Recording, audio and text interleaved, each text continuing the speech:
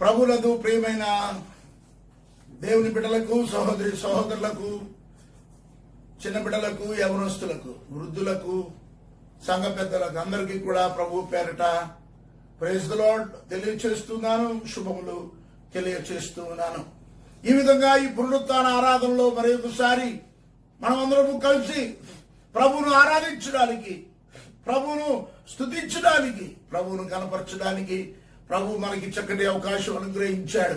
మేము మీకు ఆల్రెడీ తెలియపరిచినట్లుగానే ముందుగా మీరు కొన్ని కీర్తనలు పాడి ప్రార్థనలు చేసుకొని, మరి కీర్తన వాక్య ప్రతివాక్యంగా చదువుకొని, మరి అప్పుడు మీరు ఈ వాక్యాన్ని వినాలని ప్రభువుని బట్టి మిమ్మలను బ్రతిమలాడుతూ ఉన్నాం. ప్రియ దేవుని బిడ్డలారా, దేవుని బిడ్డలమైనటువంటి మనం మరి దేవుని సన్నిధిని, దేవుని వాక్యాన్ని ఎంతగా ప్రేమిస్తామో అంతగా దేవుడు మనలను ఆశీర్వదిస్తూ ఉంటాడు. మరి అపోస్తలుడైన పౌలు ఫిలిప్పీయులకు రాసిన పత్రిక 4వ అధ్యాయము 1 నుండి 7 వచనాలు మనము ధ్యానం చేద్దామని ప్రారంభించాం. అది 11వ వచనానికి దేవుడు మనలను తీసుకొని వచ్చాడు. అలాగే 12వ వచనము మరి మనం ధ్యానం చేశాం. ఇప్పుడు 13వ వచనం మనము ధ్యానం చేసుకుందాం. దేవుని వాక్యాన్ని చదువుకుందాం. నన్ను బలపరచు వాని యందే సమస్తమును చేయగలను. ప్రియ దేవుని బిడ్డలారా, ఎంత మంచి వాక్యం అపోస్తలుడైన పౌలు మరి ఒకసారి మనం జ్ఞాపకం చేసుకోవాలి. ఏమిటంటే ఆయన చెరసాలలో ఉండి రాస్తూ ఉన్నాడు. ఎంత అమూల్యమైనటువంటి మాటలు ఆయన చెరసాలలో నుండి రాయగలుగుతున్నాడో. ఆయనకు పరిస్థితులన్నీ వికటించిపోయాయి, వ్యతిరేకమైపోయాయి. మరి కొద్ది రోజుల్లో నిన్ను చంపేస్తారబ్బాయ్ అని చెప్తే ఆయన అంటున్నాడు, నన్ను బలపరచువాని యందు నేను సమస్తమును చేయగలను. ఆయన రాస్తూ అంటున్నాడు మరి ఒక పత్రికలో, నా మట్టుకైతే బ్రతుకుట క్రీస్తే, చావైతే లాభము. ఎంత అద్భుతమైన మాట. ఆయన దేనికైనా సిద్ధపడి ఉన్నాడు. నీవు దేనికైనా సిద్ధపడి ఉన్నావా? నీ జీవితంలో నువ్వు దేనికైనా సిద్ధపడి ఉండాలి. ఉంటామా? ఈ లోకంలో ఉంటాం. ప్రభు పిలుస్తాడా? ప్రభు దగ్గరికి శాశ్వతంగా ఉండడానికి వెళ్ళిపోతాం. అందుకనే దావీదు భక్తుడు అంటున్నాడు 23వ కీర్తన 6వ వచనంలో, ప్రియ దేవుని బిడ్డలారా, నేను నా దేవుని మందిరములో నిత్యము నివసిస్తాను అంటున్నాడు.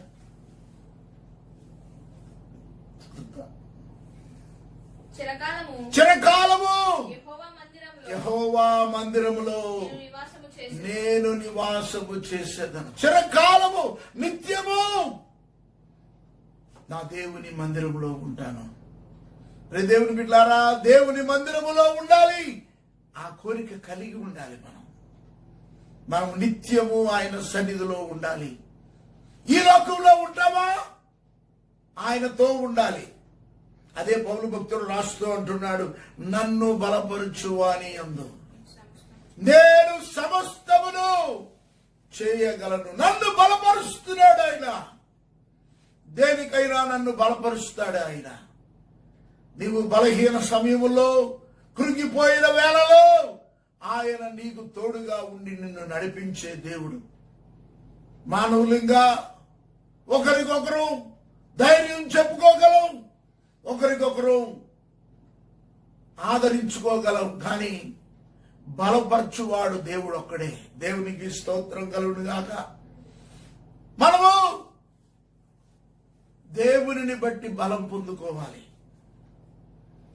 ప్రియ దేవుని బిడ్డారా, ఒక సందర్భంలో భక్తుడైన దావీదుని సిగ్లగ్గులో ఉన్నటువంటి వారందరినీ శత్రువులు పట్టుకెళ్ళిపోతే కొద్దిసేపు ప్రజలందరూ దావీదు గారి వైపే ఉన్నారు. కాసేపటికి వారి భార్యలను, పిల్లలను పట్టుకుపోయారని తెలవగానే ఎవరైతే ఆయన పక్షాన ఉన్నారో వారే ఆయనకు వ్యతిరేకమైపోయారు. ఆయనను రాళ్లతో కొట్టి చంపాలని ప్రయత్నం చేస్తుంటే దావీదు భక్తుడు ఏం చేశాడో తెలుసా? ఆయన దేవునిని బట్టి ధైర్యం తెచ్చుకున్నాడు. ఇంగ్లీష్ లో ఉంటది, he took the strength from the Lord. దేవుని నుండి బలము పొందుకున్నాడు. నీ జీవితంలో, నా జీవితంలో మనం కురిగిపోయి, మన మనుషులే, మనతో ఉన్నవారే మనల్ని చంపాలి, కొట్టాలి, రాళ్లతో హతమార్చాలి అని అనుకున్నప్పుడు, మన మీద చెడ్డ మాటలు పలికినప్పుడు మనం అధైర్యపడకూడదు. దేవుని నుండి బలం పొందుకోవాలి. ఎప్పుడైతే దేవుని నుండి బలము పొందుకుంటామో దేవుని కొరకు మనము బలముగా జీవించగలం. కీర్తనల గ్రంథము 73వ సంకీర్తన 16వ వచనములో భక్తుడు అంటున్నాడు, అయినను దీనిని తెలుసుకొనవలెనని ఆలోచించినప్పుడు నేను దేవుని పరిశుద్ధ స్థలములోనికి వెళ్ళి వారి అంతము గూర్చి ధ్యానించు వరకు ఆ సంగతి నాకు ఆయాసకరముగా ఉన్నది. తర్వాత వచ్చును, నిశ్చయముగా నీవు వారిని కాలు జారు చోటున ఉంచి ఉన్నావు. ప్రియ దేవుని బిడ్డలారా, ఇక్కడ కీర్తనకారుడు నిరుత్సాహ పరిస్థితిలో ఉన్నాడు, దుఃఖంలో ఉన్నాడు, అవతల వారెంతో బాధపరుస్తూ ఉన్నారు. అయినా కూడా ఆయన బాధను పక్కకు పెట్టి ఆయన బాధ గురించి ఆలోచించడం లేదు. కానీ ఆయన అంటున్నాడు, వారి అంతం గురించి ధ్యానం చేశాడట. కానీ చివరికి ఏమైందో తెలుసా? వారిని దేవుడు కాలు జారు చోటనే పెట్టాడు. అంటే నిన్ను బలపరిచాడు, ఆయనను బలపరిచాడు. కీర్తనకారుణ్ణి, ఆ కీర్తనను రచించిన దేవుని భక్తుని దేవుడు కాపాడాడు. ప్రియ దేవుని బిడ్డలారా, ఆ కీర్తన మనం అందరం అనుకుంటాం అది అన్ని దావీదు గారే అంటాం, దావీదు కీర్తన అంటాం. దావీదు గారు కాదు, అది రాసింది 73వ కీర్తన రాసింది ఆసాపు. ఆయన అంటున్నాడు, ఆయన ఎంతో ఆయాసపడిపోతున్నాడు, ప్రజలు నన్ను బాధ పెట్టుతున్నారు అని. వారి అంతం కోసం కాదు, నీ ప్రారంభం కోసం నువ్వు ఆలోచించుకోవాలి. వారు నిన్ను బాధ పెట్టాలనుకుని, నిన్ను హింసించుకోవాలనుకున్నవారు, నీ బలాన్ని లాగివేయాలనుకున్న వారిని దేవుడు కాలు జారు చోటును పెడతాడు, నిన్ను పైన పెడతాడు, నిన్ను ఉన్నతంగా పెడతాడు. నీవు ధైర్యంగా ఉండాలి దేవుని బిడ్డలారా. అలాగే కీర్తనల గ్రంథము 103వ సంకీర్తన 5వ వచనం చదువుకుందాం. పక్షిరాజు యవనము వలె నీ యవనము క్రొత్తదగుచుండునట్లు. యెషయా గ్రంథం 40వ అధ్యాయము 31వ వచనంలో యెహోవా కొరకు ఎదురు చూచువారు నూతన బలము పొందుదురు, వారు పక్షిరాజు వలె రెక్కలు చాపి పైకెగురుదురు, అలయక పరిగెత్తుదురు, సొమ్మసిల్లక నడిచిపోదురు. దేవునికి స్తోత్రం కలుగును గాక. ప్రియ దేవుని బిడ్డలారా, యెహోవా కొరకు ఎదురు చూచువారు నూతన బలము పొందుతారు. వారు ఎలాగుంటారంటే పక్షిరాజు వలె రెక్కలు చాపి. మనం ఒక విషయం తెలుసుకోవాలి, చరిత్ర చెప్తుంది. అనేక మంది దైవ సేవకులు చెప్పారు, భక్తులు చెప్పారు ఈ పక్షిరాజు గురించి. పక్షిరాజు అనగా గ్రద్ద. నేను కూడా చెప్పాను గ్రద్ద. కానీ మనం చూసే, మన ఊర్లో, మన దేశంలో చూసే ఈ గ్రద్దలు కాదు. అమెరికాలో హ్యాబిటెట్ ప్రూవింగ్ గ్రౌండ్ అనే ఒక ప్రాంతం ఉంది. అక్కడ ఈ పక్షిరాజులు, అది సముద్రపు ఒడ్డు.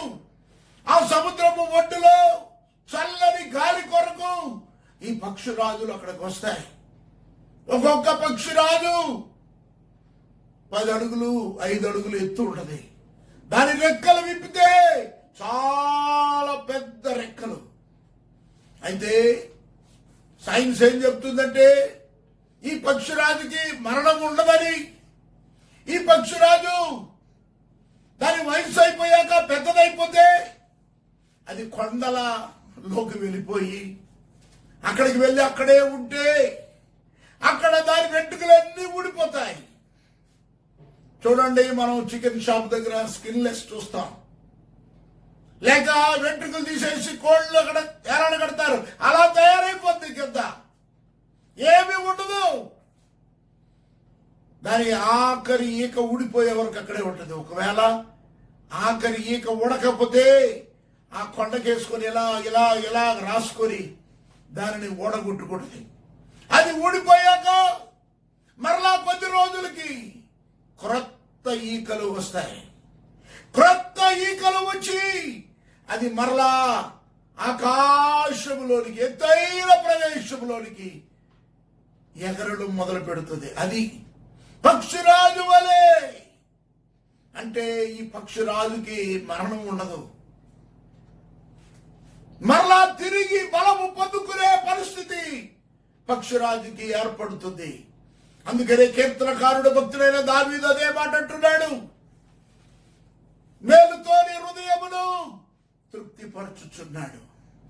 పక్షిరాజు యవనం వలె నీ యవనము క్రొత్త దగుచుండునట్లు మేలుతో నీ హృదయాన్ని తృప్తిపరుస్తూ ఉన్నాడు. అంటే నీకు బలం అనుగ్రహిస్తున్నాడు. 18వ కీర్తనలో భక్తుడు అంటున్నాడు, మొదటి వచనంలో ఎంత మంచి మాట తెలుసా? యెహోవా నా బలమా, యథార్థమైనది నీ మార్గం, నేను నిన్ను ప్రేమిస్తున్నాను.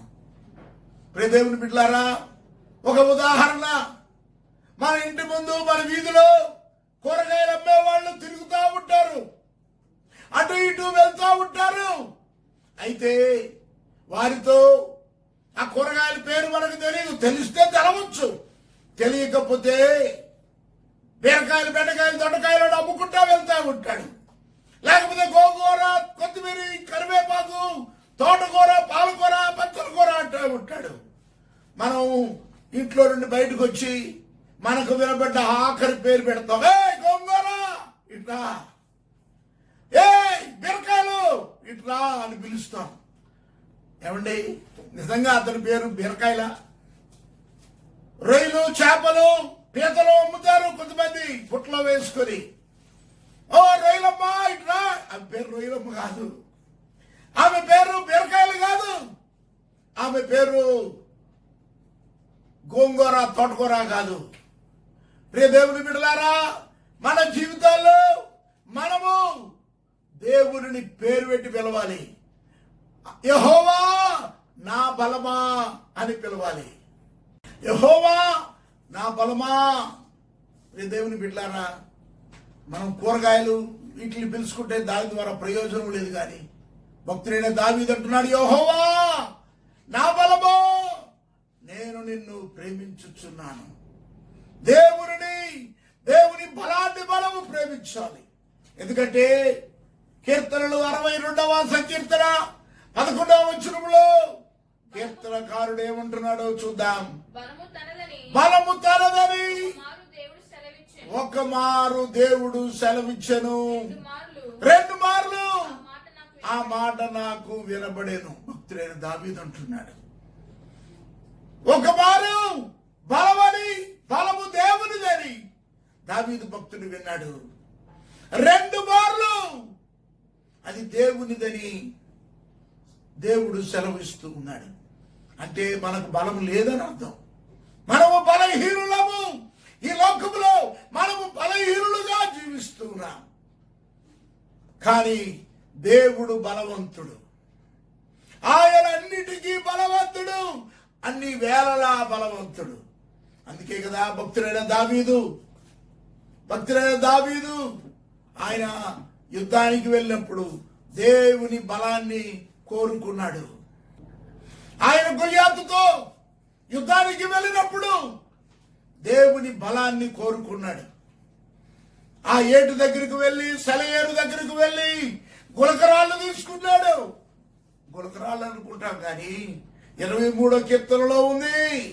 ఎంత మాట, చక్కని మాట. 23వ కీర్తనలో యెహోవా నా కాపరి, నాకులేమి కలగదు, పచ్చిక గల చోట్లను ఆయన నన్ను పరుండ చేయించున్నాడు, శాంతికరమైన జలముల యొద్ద నన్ను నడిపించుచున్నాడు. అంటే సెలయేరు దగ్గరికి వెళ్ళాడు, అంటే శాంతికరమైనటువంటి దేవుని దగ్గరికి వెళ్ళాడు. అక్కడికి వెళ్ళి ఆయన బలాన్ని పొందుకున్నాడు. గొలియాతు మీదకు వెళ్ళాడు. గొలియాతుతో యుద్ధం చేస్తూ అంటున్నాడు, గొలియాతు, నేను రావడం లేదయ్యా, నేను నా పేర్లో రావడం లేదు, జీవము కలిగిన సైన్యబలకధిపతియగు యెహోవా పేరట నీ మీదకి వస్తున్నాను, ఖబర్దార్. ఏమనుకుంటున్నావు నువ్వు? దేవుని బిడ్డలారా, దేవుని పేరట మనం ఏమైనా చేయగలం. దేవుని పేరట శూర కార్యములు, వీర కార్యములు, గొప్ప కార్యములు మనము చేయగలం. కనుక ప్రియ దేవుని బిడ్డలారా, మనము దేవుని నుండి బలం పొందుకోవాలి. కీర్తనలు 62లో 11వ వచనంలో దేవుడు సెలవిచ్చాడు, ఆయనదే బలం. ఒక్కసారి చెప్పాడు అంటే ఓకే, 2 సార్లు చెప్పాడు అంటే దానికి బలం ఎక్కువ ఉంది. ఆ పదానికి, ఆ మాటకు చాలా విలువ ఉంది. ధర్మశాస్త్రంలో దేవుడు చెప్తున్నాడు, ధర్మశాస్త్రంలో 2 సాక్ష్యాలు ఉండాలి. 2 సాక్షులతో ఏమి చేయడానికి వీల్లేదు. అందుకనే 2 సార్లు దేవుడు సెలవిస్తున్నాడు, బలము నాది, జాగ్రత్త. శత్రువుతో చెప్తున్నాడు, ఓ శత్రువా, నువ్వేదో గొప్పదాన్ని అనుకుంటున్నావా, నీవు నా బిడ్డలు ఏమి చేయలేవు. ఓ కరోనా, నువ్వేమి చేయలేవు, బలము నాది, నిన్ను అనగత్రొక్కేస్తాను, నువ్వు ఎందుకు పనికి రాకుండా పోతావు, జాగ్రత్త అని దేవుడు సెలవిస్తున్నాడు. ఈ పునరుత్థాన ఆరాధనలో దేవునికి స్తోత్రం కలుగునుగాక. ప్రియ దేవుడి బిడ్డలారా, మొదటి దినవృత్తాంతముల గ్రంథం 29వ అధ్యాయం 12వ వచనంలో భక్తుడైన దావీదు అన్ని సమకూర్చాడు మందిరం కట్టడానికి. దేవుడు దావీదు భక్తుడిని కట్టద్దన్నాడు.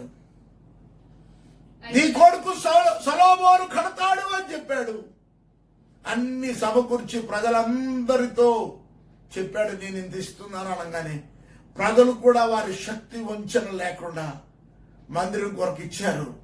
వాళ్ళకు ఒక మాట చెప్తున్నాడు, ఐశ్వర్యమును గొప్పతనమును నీ వలన కలుగును, నీవు సమస్తమును ఏలువాడము, బలమును పరాక్రమములు నీ దానములు. దేవునికి స్తోత్రం.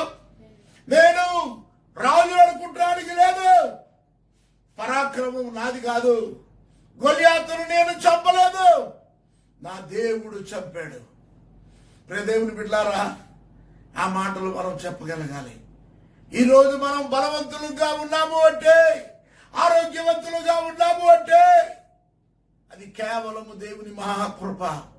ఆయన బలము తనది, పరాక్రమము ఆయన అనుగ్రహిస్తున్నాడు అని భక్తులంత గొప్ప వీరుడు, గొప్ప ధీరుడు, కీర్తనకారుడు, భక్తి పరుడు, ఆయన కలము పట్టుకుంటే, అనగా పెన్ను పట్టుకుంటే ఎవరు ఆయన ముందు నిలబడలేరు. ఆయన ఖడ్గం పట్టుకుంటే ఆయన ముందు ఎవరు నిలవలేరు. కవిత్వానికి, కీర్తనలు రాయడానికి దావీదు గారి ముందు ఎవరు నిలవలేరు. ఖడ్గం పట్టుకుంటే యుద్ధ వీరుడు, పరాక్రమవంతుడు. ఏమంటున్నాడంటే బలము ఆయనదే, పరాక్రమము ఆయనదే. కనుక ప్రియ దేవుని బిడ్డలారా, ఐశ్వర్యమైన ధన ఘనతలైన దేవుని వలననే మనకు కలగాలి. దేవుడే మనకు అనుగ్రహిస్తాడు. ఈ కష్ట సమయంలో, ఈ ఇబ్బందుల్లో బిడ్డలను పోషించే దేవుడు మన దేవుడు. మిమ్మల్ని పోషిస్తూ ఉన్నాడు, మిమ్మల్ని బలపరుస్తూ ఉన్నాడు, ఆదరిస్తూ ఉన్నాడు. ప్రియ దేవుని బిడ్డలారా, మీరు కృంగిపోవలసిన పని లేదు, మీరు అధైర్యపడవలసిన పని లేదు. అపోస్తలుడైన పౌలు కొరింథీయులకు రాసిన పత్రిక 2వ పత్రిక 2వ అధ్యాయము 14వ వచనం ఒకసారి చదువుకున్నాం. మా ద్వారా ప్రతి స్థలమందును క్రీస్తును గూర్చిన జ్ఞానము యొక్క సువాసనను కనుపరచుచు ఆయన యందు మమ్మను ఎల్లప్పుడూ విజయోత్సవముతో ఊరేగించుచున్న దేవునికి స్తోత్రములు. దేవుని జ్ఞానము యొక్క సువాసన మేము ప్రకటిస్తూ ఉన్నాం. మేము మా గొప్పతనం చెప్పుకోవడం లేదు, మా నీతి గురించి చెప్పడం లేదు, యేసు క్రీస్తు రక్షణను గురించి చెప్తూ ఉన్నాం. ఆయన జ్ఞానమును గూర్చి, ఆ జ్ఞానమును గూర్చిన సువాసనను మేము ప్రకటిస్తూ ఉన్నాం. కారణం, ఆయన మమ్మల్ని జయోత్సాహంతో నడిపిస్తూ ఉన్నాడు. ఆయన తన బలమును మాకు అనుగ్రహిస్తూ ఉన్నాడు. అందుకనే ఫిలిప్పీ పత్రికలో ఆయన అంటున్నాడు 4:13, నన్ను బలపరచు వారి యందు నేను సమస్తమును చేయగలను. నన్ను బలపరచు వారి యందు నేను సమస్తమును చేయగలను అని ఆయన చెప్తున్నాడు. మనం ఎందుకు చెప్పలేము? మనం కూడా చెప్పగలాలి. మనము కూడా మనల్ని బలపరిచే దేవుని యందే మనము జయం సాధించగలం. ఈ కరోనాను ఎదిరించగలం, పేదరికాన్ని ఎదిరించగలం. ఏ రోగమైనా, ఏ బాధ అయినా, ఏ కష్టమైనా, నష్టమైనా, ఇబ్బంది అయినా ప్రభువును బట్టి మనము బలము పొందుకొని దానిని జయించగలం. ఎందుకంటే దేవుడు మనకు బలమును అనుగ్రహిస్తున్నాడు. అదే కొరింథీయులకు రాసిన 2వ పత్రిక 3వ అధ్యాయము 4వ వచనం నుండి చదువుకుందాం. క్రీస్తు ద్వారా దేవుని ఎడల మాకిట్టి నమ్మకము కలదు. మా వలన ఏదైనా అయినట్టుగా ఆలోచించుటకు మా అంతటా మేమే సమర్థులమని కాదు, మా స్వాస్థ్యము దేవుని వలనే కలిగి ఉన్నది. ఆయనే మమ్మును క్రొత్త నిబంధనకు అనగా అక్షరమునకు కాదు గాని ఆత్మకే పరిచారకులమగునట్లు మాకు స్వాస్థ్యము కలిగించి ఉన్నాడు. అక్షరము చంపును గాని ఆత్మ జీవింప చేయును. దేవునికి స్తోత్రం కలుగుగాక. తండ్రి అయిన దేవుడు బలవంతుడు. ఆయన మనకు బలం అనుగ్రహిస్తాడు. యెహోవా నా బలమా అన్నాడు. యేసుక్రీస్తు మనకు బలమై ఉన్నాడు. ఆయన మరణాన్ని తన బలము చేత జయించినవాడు. ఇక్కడ త్రిత్వమైన దేవుడు, పరిశుద్ధాత్మ దేవుడు మనకు జీవమునిస్తూ ఉన్నాడు, అనగా బలమునిస్తూ ఉన్నాడు. ఆయన తన ఆత్మ ద్వారా పరలోక స్వాస్థ్యమును మనకు అనుగ్రహించబోతూ ఉన్నాడు, అనుగ్రహించాడు. ఆ పరిశుద్ధాత్ముడు మనతో ఉండి మనల్ని నిత్య రాజ్యానికి తీసుకొని వెళ్ళబోతున్నాడు. ప్రియ దేవుని బిడ్డలారా, మనము ఎత్తబడినప్పుడు పరిశుద్ధాత్మ దేవుని సహాయము వలననే మనము ఎత్తబడతాం. కనుక ప్రియ దేవుని బిడ్డలారా, ఆత్మ జీవింప చేయును, అక్షరము చంపును. ఆత్మ జీవింప చేయును. కనుక ఈ జీవములో మనం పాలి భాగస్థులం అవుదాం. ఆయన బలము పొందుకుందాం, ఆయనలో జీవం పొందుకుందాం. అలాగే అపోస్తలుడైన పౌలు కొరింథీయులకు రాసిన 2వ పత్రిక 12వ అధ్యాయములో చాలా శ్రేష్టమైన మాటలు రాస్తూ ఉన్నాడు. 8వ వచనము నుండి చదువుకుందాం. అది నా యొద్ద నుండి తొలగిపోవలెనని 7వ వచనం నుండి చదువుకుందాం. నాకు కలిగిన ప్రత్యక్షతల బహు విశేషముగా ఉన్నందున నేను అత్యధికముగా హెచ్చిపోకుండా నిమిత్తము నాకు శరీరములో ఒక ముళ్ళు నేను అత్యధికముగా హెచ్చిపోకుండా నిమిత్తము నన్ను నలుగగొట్టుటకు సాతాను యొక్క దూతగా ఉంచబడెను. 2 సార్లు చెప్తున్నాడు. ఒకే మాటను 2 సార్లు చెప్తున్నాడు. అంటే ఆ ముళ్ళు ఆయనను ఎంత బాధ పెడుతుందో. ఆ తర్వాత 8వ వచనంలో అంటున్నాడు, అది నా యొద్ద నుండి తొలగిపోవలెనని దాని విషయమై ముమ్మారు ప్రభువును వేడుకొంటిని. అందుకు నా కృప నీకు చాలుడు. పౌలు గారు, పౌలా నా భక్తుడా, నా సేవకుడా, నేను అన్యజనుల మధ్యలోనికి పంపిన నా అపోస్తలుడు, నా కృప నీకు చాలు. నీకు ముళ్ళు ఎక్కువ, 2 సార్లు చెప్పుకుంటున్నావు. నీకు కలిగిన బాధలు ఎక్కువ, కష్టం ఎక్కువ, నీకు ఇబ్బందులు ఎక్కువ. లేదు, నా కృప గొప్పదే. అన్నిటికంటే ఈ లోకంలో ఉన్న వాటికి అన్నిటికంటే కృప గొప్పది. రాబోవునమైనను ఎన్ని కష్టాలు నీకు వస్తాయో నీకు తెలియదు, కానీ వచ్చిన కష్టాలు ఇప్పుడున్న కష్టాలు ఎప్పుడు వస్తూనే ఉంటాయి. ఎప్పుడు కష్టాలు మనతో ఉండవు, కానీ మనతో ఉండేది దేవుడు, మనల్ని నడిపించేది దేవుడు. పౌలు భక్తుడితో చెప్పిన మాట ఈ రోజు నీతో చెప్తున్నాడు, నా కృప నీకు చాలును. ఈ కృప మీద ఎంతో మంది భక్తులు ఎన్నో కీర్తనలు రాశారు. మనము పాడుకుంటా ఉంటా, నీ కృప తప్ప వేరొకటి లేదయ్యా, నీ కృప తప్ప వేరెవరు యేసయ్యా, నాకు నీ కృప చాలును, నాకు నీ కృప చాలును. కృపా కృపా కృప, నీ కృప. దేవుని బిడ్డలారా, ఆయన కృప ఎన్ని కోట్ల మంది పాడగలిగినా, ఎన్ని కోట్ల మంది దానిని వర్ణించినా, ఆ కృప ఇంకా గొప్పదే. పేతురు పత్రికలు అంటాడు, కృపానిధి, సర్వకృపానిధి.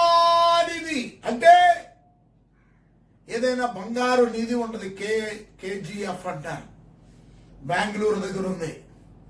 అది కేజీఎఫ్ అంటే కోలార్ గోల్డ్ ఫీల్డ్స్. అంటే అక్కడ బంగారాన్ని తవ్వుతారు. ఒక లారీడు మట్టిని తవ్వితే ఇంత బంగారం దొరుకుద్ది. అది పెద్ద బంగారపు నిధి. ఆఫ్రికాలో, అలాగే మిడిల్ ఈస్ట్ లో, గల్ఫ్ కంట్రీల్లో బంగారం దొరుకుద్దట. ఎంత దొరికినా ఉత్తి బంగారమే దొరుకుద్ది. దేవుని బిడ్డారా, గమనించండి, సర్వ కృపానిధి అంటే అన్ని దొరుకుతాయి. నువ్వు ఏడుస్తున్నావా, నీ కష్టాలను బట్టి, బాధలను బట్టి నీకు ఓదార్పు దొరుకుతుంది. నీకు అనారోగ్యంగా ఉన్నావా, స్వస్థత దొరుకుతుంది. అప్పుల బాధల్లో ఉన్నావా, అప్పులలో నుండి విడుదల దొరుకుతుంది. నీవు దేంట్లో ఉంటే ఆ విడుదల నీకు దొరుకుతుంది. ప్రియ దేవుని బిడ్డలారా, సర్వకృపానిధి ప్రభు మనతో ఉంటాడు. ఈ కొంచెము కాలము కష్టం అనుభవించిన తరువాత మనలను సంపూర్ణులుగా పరిపూర్ణులుగా చేయును అని ఉంటది. ప్రియ దేవుని బిడ్డలారా, దేవుడు యేసు ప్రభు అపోస్తలుడైన పౌలుతో చెప్తూ ఉన్నాడు, నా కృప నీకు చాలును. తర్వాత చదువుకుందాం. బలహీనత యందు నా శక్తి పరిపూర్ణమగుచున్నదని ఆయన నాతో చెప్పెను అని పౌలు భక్తుడు రాస్తున్నాడు. బలహీనతల యందు ఆయన శక్తి అనగా ఆయన బలము మనకు అనుగ్రహించే దేవుడు. అపోస్తలుడైన పౌలుకు అనుగ్రహించిన దేవుడు నీకు అనుగ్రహించుడా? నీకెందుకు అనుగ్రహించడు? నీకు అనుగ్రహిస్తాడు. చదువమ్మా. కాగా క్రీస్తు శక్తి నా మీద నిలిచియుండు నిమిత్తము విశేషముగా నా బలహీనతల యందు బహు సంతోషముగా అతిశయపడుదును. నా బలహీనతల యందు, ఎందుకంటే నా బలహీనతల్లో ఆయన బలము నన్ను సంపూర్ణుడిగా పరిపూర్ణుడిగా చేస్తూ ఉన్నాడు కనుక నేను దేవునిలో సంతోషిస్తాను అంటున్నాడు. నేనెప్పుడు బలహీనుడను అప్పుడే బలవంతుడను. గనుక క్రీస్తు నిమిత్తము నాకు కలిగిన బలహీనతల యందు, నిందలోను, ఇబ్బందులలోను, హింసలోను, ఉపద్రవములోను నేను సంతోషించుచున్నాను. దేవుని బిడ్డలారా, బలహీనతలలో దేవుని సంతోషించాలి. ఇది నీకు నాకు కష్టమే. అపోస్తలుడైన పౌలు గారికి కష్టమే, శిష్యులకు కష్టమే. వారు శ్రమలు పొందారు, చనిపోవడానికి కూడా సంతోషంగానే ముందుకు వెళ్ళిపోయారు. దేవుడు అభయం ఇచ్చాడు అపోస్తలుడైన పౌలుకి. అపోస్తలుడైన పౌలుతో ప్రభు చెప్తున్నాడు, నా కృప నీకు చాలును. ఆ కృపను చాలు అనే మాట పట్టుకొని ఆయన విరివిగా సేవ చేశాడు. తిరిగాడు, శక్తి లేకపోవునంతగా తిరిగి సేవ చేశాడు. ప్రియ దేవుని బిడ్డలారా, ప్రాణం ప్రభు కొరకు అర్పించాడు. అందుకనే మన పూర్వీకులు ఒక కీర్తన రాశారు, నే యేసుని వెంబడింతునని నేనేగా నిశ్చయించితిని, నే వెనుతిరుగా వెనుకాడ నేడేసుడు పిలిచిన సుదినం. నా ముందు సిలువ, నా వెనుక లోకం, నేను మాత్రం యేసుని విడిచిపెట్టను. శ్రమ అయినా, బాధ అయినా, కష్టమైనా, హింస అయినా, వస్త్రహీనత అయినా, కరువైనా, ఎదురైనా నన్ను ఎవరు ఆపలేరు. క్రీస్తు ప్రేమ నుండి నన్ను ఎవరు ఆపలేరు. క్రీస్తు ప్రేమ నుండి నన్ను ఎవరు లాగలేరు అని చెప్పగలిగాడు. బట్టే ఆయన కృపను బట్టే, ఆయన కృప అంత గొప్పది. అపోస్తలుడైన పౌలు అదే 2వ పత్రికలో, కొరింథీయులకు రాసిన 2వ పత్రికలో 8వ అధ్యాయంలో 9వ వచనంలో కృప గురించి ఎంత గొప్పగా రాస్తున్నాడు. అపోస్తలుడైన పౌలు కొరింథీయులకు రాసిన 2వ పత్రిక 8వ అధ్యాయము 9వ వచనం, మీరు మన ప్రభు అయిన యేసుక్రీస్తు కృపను ఎరుగుదురు కదా.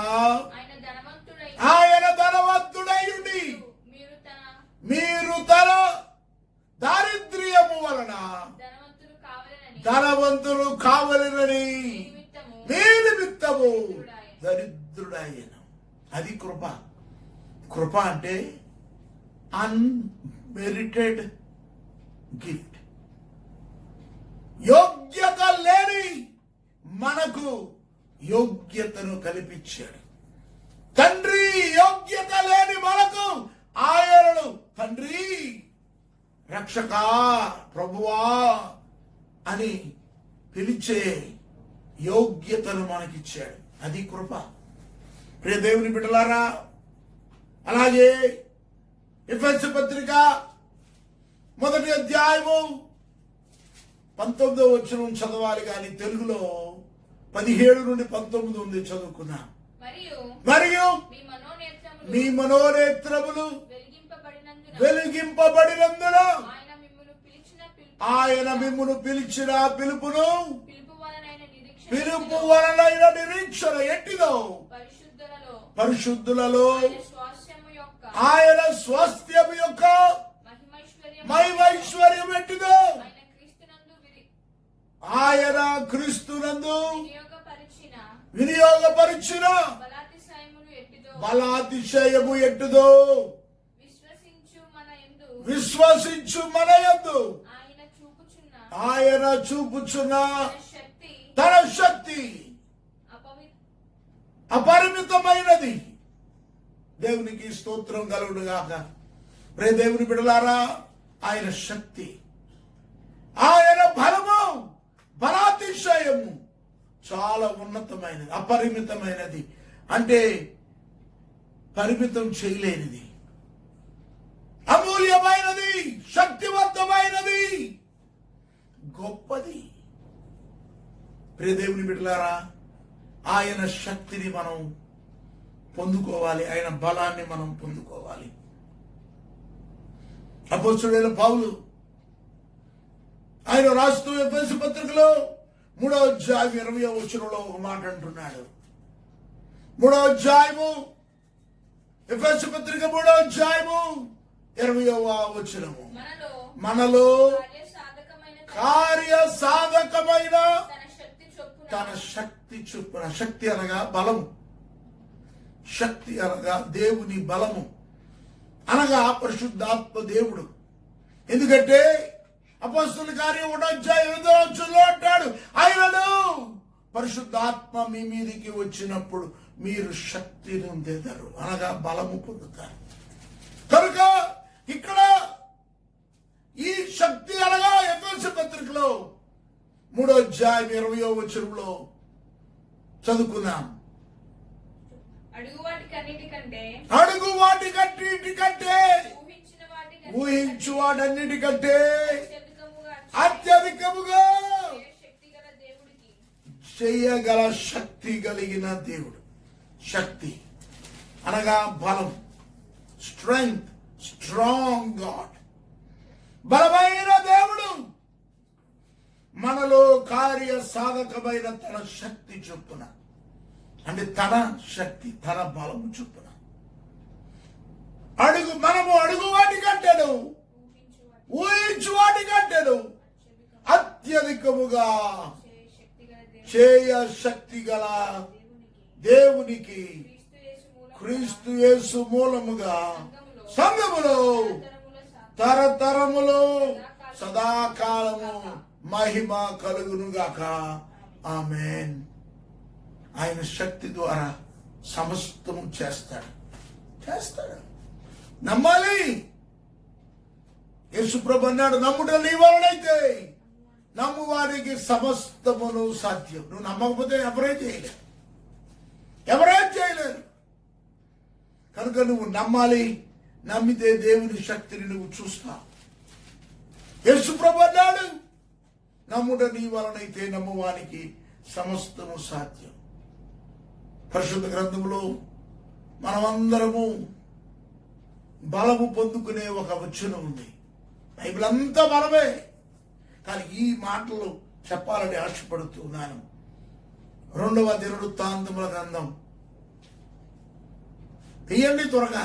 2వ దినవృత్తాంతముల గ్రంథం 15వ అధ్యాయము 7వ వచనం. తొందరగా చదువుతా. మీరు కూడా నాతో ఏకీభవించాలి.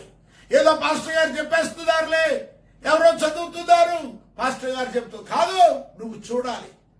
ఒక డాక్టర్ గారు ఇలాగ అన్నారు, అన్నం తినేటప్పుడు ఊసులు మానేసి మాటలో కట్టిపెట్టి ఆ భోజనాన్ని చూస్తూ తినాలట. చూస్తూ తింటే ఆ భోజనము మనకు వంట పడుతుంది. అలాగే దేవుని వాక్యాన్ని వింటున్నప్పుడు, దేవుని వాక్యాన్ని చదువుతున్నప్పుడు నీవు కూడా ఫాలో అవ్వాలి, నీవు కూడా అనుకరించాలి, నీవు కూడా చదవాలి, వినాలి. చదువుకుందాం. కాగా మీరు బలహీనులు కాక. మనం చాలా సార్లు అధైర్యపడిపోతా ఉంటాం. ఏదో చిన్న సమస్య రాగానే, చిన్న సమస్య ఎందుకండి బాబు, ఓ బల్లి మనం ఉన్న దగ్గర వస్తే అదిరిపోతాం. మనం నడిచే మార్గంలో ఎర్ర చేవలు కనబడితే, కండ చేవలు కనబడితే భయపడిపోతాం. రాత్రిపూట కరెంటు పోతే భయపడిపోతాం. రాత్రిపూట కొంచెం అలా వెళ్ళి తలుపేసినారా బాబు అంటే లైట్ లేకపోతే భయపడిపోతాం. పిరికితాను, ప్రతి దానికి అదురు బెదురు. ఇంక పెద్ద ఏం తట్టుకుంటాం? తట్టుకోవాలి. కాగా మీరు బలహీనులు కాక అంటే మీరు పిరికివారు కాక, మీరు అధైర్యవంతులు కాక, మీరు ప్రతిదానికి జడిసిపోక. కాగా మీరు బలహీనులు కాక ధైర్యము వహించుడి, నీ కార్యము సఫలమగును. నువ్వు ఏమి చేయదలుచు పెట్టావో దేవుడు నీ కార్యాన్ని సఫలపరుస్తాడు. నా కార్యము నేను దేవుణ్ణి అడుగుతున్నాను, మీరందరూ అడుగుతున్నాను. మా ఇంటికి రావడానికి గేటుకి తాళం వేసేసారు, అడ్డంగా గోడ కట్టేశారు. ఆ గోడను తొలగించి గేటును పగలగొట్టి దేవుడు మన కార్యాన్ని సఫలం చేయాలి. కావున మీ యందు దయ చూపవలనని, కావున మిమ్మును కరుణించవలనని ఆయన నిలువబడి ఉన్నాడు. మనము ఆయన కరుణించే దేవుడు, దయ చూపే దేవుడు. ప్రియదేవుని బిడ్డలారా, కాగా మీరు బలహీనులు కాక ధైర్యము వహించుడి, మీ కార్యము సఫలము చేయను. నువ్వు అనుకున్న పని కాదు, దేవుడు అనుకున్న పని చేస్తాడు. మన జీవితాల్లో, మన కుటుంబాల్లో, మన వ్యక్తిగత జీవితాల్లో ఆయన కార్యాలను చేసే దేవుడై ఉన్నాడు. ఆయన మన దేవుడు. మనల్ని ఎందుకు వదిలేస్తాడండి? మనల్ని వదలడు. మనమే కొన్ని పరిస్థితుల్లో ఆయన్ని వదిలేస్తూ ఉంటాం. ఆయన్ని వదలకూడదు. మనము ఆయనను నిత్యము పట్టుకొని ఉంటే ఆయన అంటున్నాడు, మీరు బలహీనులు కాక ధైర్యము వహించుడి, మీ కార్యము సఫలమగును. కనుక ప్రియదేవుని బిడ్డలారా, అపోస్తలుడైన పౌలు ఆయన అంటున్నాడు, నన్ను బలపరచువాని యందు నేను సమస్తమును చేయగలను. నన్ను బలపరచువాని యందు నేను సమస్తమును చేయగలను. ఇంగ్లీష్ లో చక్కగా ఉంటది 7 మాటలు. I can do all things through Christ. మరలా చెప్తాను, I can do all things through Christ. నన్ను బలపరచువాని యందు నేను సమస్తమును చేయగలను. పౌలు భక్తుడు అంటున్నాడు 7 సంపూర్ణ సంఖ్య. ఆయన అంటున్నాడు, నువ్వు కూడా అనాలి, నేను కూడా అనాలి. కాగా ధైర్యము తెచ్చుకోండి, మీరు బలహీనులు కాక ధైర్యము వహించుడి, మీ కార్యము సఫలమగును. ఏదైనా సరే, నీ బిడ్డ వివాహం అవ్వడం లేదా, ఆయన మీద ధైర్యము ఉంచు. నీ ధైర్యాన్ని వదిలిపెట్టక బలహీనురాలు అయిపోక, నీ కుమారుడికి, నీ మనవుడికి, నీ కొడుక్కి, నీ కూతురికి, నీ భర్తకి, లేక నీ భార్యకి ఎవరికైనా అనారోగ్యంతో బాధపడిపోయి కృంగిపోతున్నారా? నువ్వు కృంగిపోక గిటారుగా నిలవబడు, అటాక్ ధైర్యంగా నిలవబడు. ఎందుకంటే ఆయన అంటున్నాడు, కాగా మీరు బలహీనులు కాక ధైర్యము వహించుడి. ధైర్యము వహిస్తే మీ కార్యము సఫలమవుతుంది. ఈ కార్యం సఫలం అవ్వాలి అంటే నువ్వు ధైర్యంగా ఉండాలి, నువ్వు బలంగా ఉండాలి, నువ్వు కృంగిపోకూడదు. ఒకసారి ఒక స్త్రీ వచ్చింది, అలాగ గును అయిపోయిన స్త్రీ. ఆమెను యేసు ప్రభు ముట్టి బాగు చేశాడు. నిటారుగా ధైర్యంగా ఉండాలి, వంగిపోకూడదు, కృంగిపోకూడదు. ధైర్యంగా ఉంటే ఆయన మన కార్యాన్ని జరిగిస్తాడు. ఈ వారంలోనే జరిగిస్తాడు. ఈ వారంలోనే నువ్వు అనుకున్న పని జరుగుద్ది. నీ కొడుక్కి పెళ్ళి అవుద్ది, నీ కూతురికి పెళ్ళి అవుద్ది. నీ కూతురికి లేక నీ కోడలికి బిడ్డలు పుట్టాలనుకుంటావా? పుడతాను. ధైర్యము వహించండి. మన కార్యాన్ని సఫలం చేసే దేవుడు మనకున్నాడు. అపోస్తలుడైన పౌలు అంటున్న మాటలు మరొకసారి చదువుదాం. నన్ను బలపరచువాని అందే నేను సమస్తమును చేయగలను. ప్రార్థన చేసుకుందాం. మమ్మల్ని మిక్కిలిగా ప్రేమిస్తున్న యేసు ప్రభువా, నీ పరిశుద్ధ నామమునకు స్తోత్రాలు, వందనాలు చెల్లిస్తున్నా. గతించిన కాలము నీ రెక్కల చాటని ప్రియబిడ్డలమైన మమ్మల్ని అందరినీ కాచి కాపాడి, ఇదిగో ప్రభువా 2020వ సంవత్సరం మే నెల 17వ తారీఖున మమ్మల్ని ప్రవేశపెట్టారు. మా జీవితంలో ఈ మే నెలలో ఈ 3వ పునరుత్థాన ఆరాధనలో చేరి మిమ్మల్ని స్తుతించడానికి, మిమ్మల్ని పాడి కీర్తించి నీ వాక్యాన్ని ధ్యానించుకోవడానికి, ప్రార్థించడానికి మీ కృపను మాకు అనుగ్రహించినందుకు నీకు స్తోత్రాలు. మా బిడ్డల కొరకు ప్రార్థన చేస్తున్నా. మా బిడ్డల యొక్క కుటుంబాలను మీ చేతుల్లోకి అప్పగిస్తున్నా.